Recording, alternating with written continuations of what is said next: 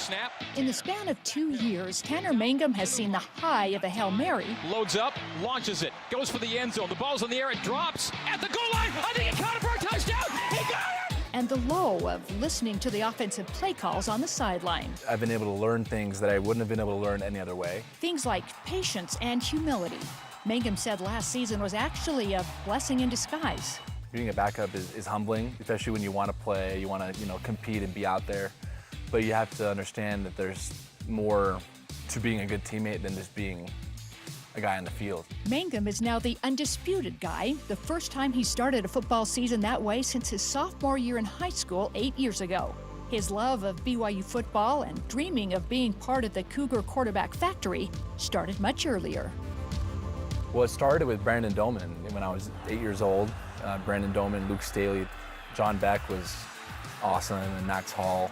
They both just, lit defenses up, put tons of points on the board, and I wanted to do that. I wanted to be able to come here and, just play BYU football, so it's pretty cool to be able to do that. Mangum will have to do that this year without BYU's all-time leading rusher Jamal Williams and the loss of its top 3 receivers. But he says he's confident in the variety of skilled running backs and the resurgence of what he calls a quarterback's best friend, the tight ends. It helps me a lot just because it stresses the defense, and it's hard to cover, because now the defense not only has to worry about receivers, but these big, fast tight ends going across the middle as well. Earlier this year, Mangum made news off the field when he discussed his battle with depression and anxiety. He said sharing his story and seeing the change it made in others was a huge difference maker, one he believes will also help him on the field. Certainly, I'm sure there's a correlation between, how I'm feeling mentally and personally. It's just making my experience on the football field even more enjoyable. So year 3 begins for the former Elite 11 quarterback, and whether or not he can recapture the magic of year 1 remains to be seen.